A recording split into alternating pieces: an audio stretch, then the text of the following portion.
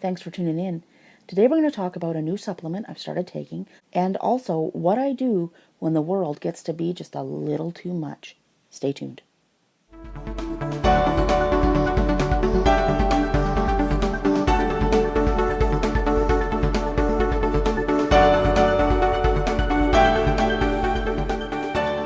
I began taking a new supplement yesterday. It's called Happy Calm Focused.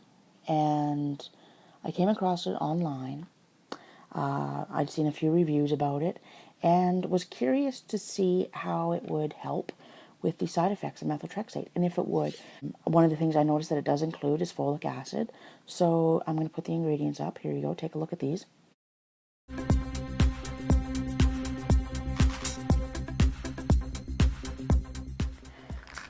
Yeah, that's what the ingredients are in this. So it's basically an amino acid supplement, which is supposed to be fantastic for your brain. I'm always looking for stuff that's good for my brain. I want to see, if it does help with those methotrexate side effects, if it helps with the metho hangover, as I like to call it. I take my methotrexate on Sunday, and usually on Monday I'll feel pretty fatigued, kind of blah. I took one of these capsules yesterday. You're supposed to take 3 a day, half an hour before each meal. So I took one yesterday afternoon, right before I had lunch, and I did notice the rest of the day that I had tons of energy, that my head just felt clear, and that was with one capsule. Whether or not it was the effect of the capsule or just, placebo effect, I'm not sure. It might have just been in my mind. I'm just figuring out where to fit the Happy Calm Focused in the morning. But I'll let you know. I'm going to keep vlogging as to how it's going. One of the other things I want to talk about today is stress. Now, I touched on this a few vlogs ago about how I would sometimes use meditation as a stress relief and as a stress handler, if you will.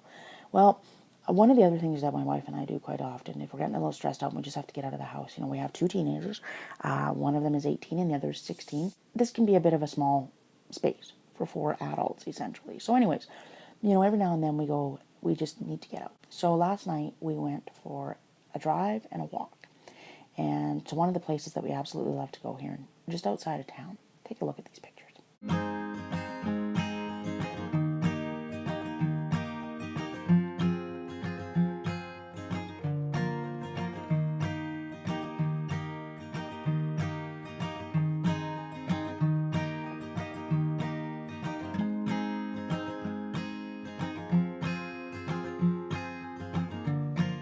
Yeah, that's one of the places that we just absolutely love to go. It's gorgeous, and my wife is from the Maritimes originally, so, she'll look at me and she'll say, I need to get back to the water. I just need to be around water. I get that. I'm a farm girl, so sometimes I just need to go out, and I need to go out into the country and feel and hear the sound of a gravel road underneath the tires or underneath my feet. I get that. So it's important to do those things that bring you joy, that bring you happiness, and kind of ground you again.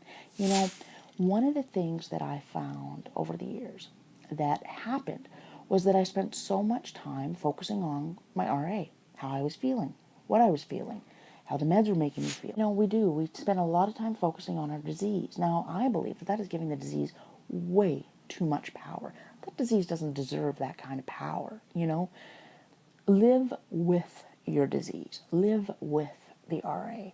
Let it become not a thing that keeps you from doing something, but a thing that makes you do something.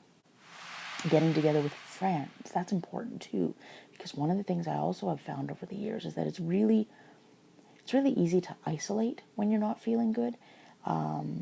It's really easy to isolate when you have chronic pain, because you really don't feel like being happy. You really don't feel like talking to people. It takes energy, and sometimes we don't have that energy. I know that. But it is important. I often will comment after we've gotten together with our friends and say, I didn't realize how much I needed that, but I did. And it's not just because you may need them someday, but it's because they're good for your soul. Today's message, I suppose, is find those things that bring you bliss. Find those things that bring you joy. The other thing that has an impact on how I'm feeling is also what's going on in the world.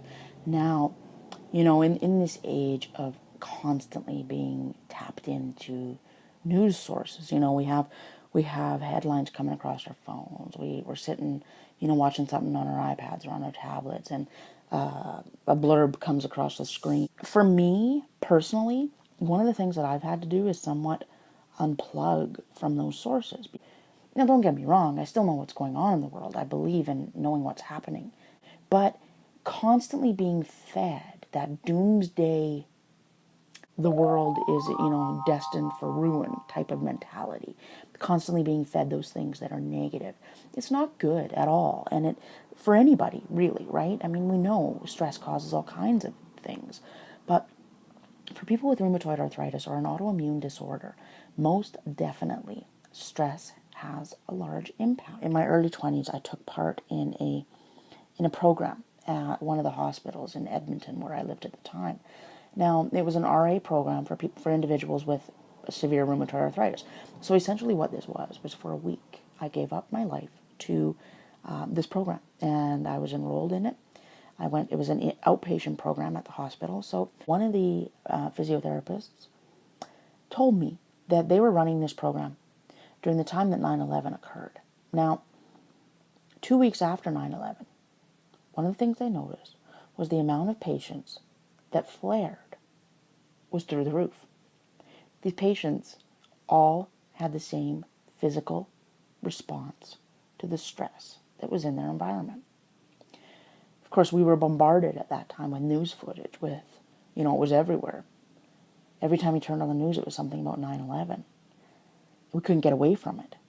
Even though we live in Alberta, Canada, we seem like we're far enough away that it wouldn't have affected us, but it did. The interesting thing is. So, for you, that might mean that, you stay off of Facebook as often as maybe you go on. You don't read the paper quite as much as what you did. You turn off the notifications from CNN, BBC, whatever. You can still check those things out, but on your own time. Control it. Whereas if we have the notifications coming in, we don't control that. We're just sitting at coffee with a friend, and all of a sudden, boom, it's there right in front of us. Our phone buzzes, it vibrates, it does whatever.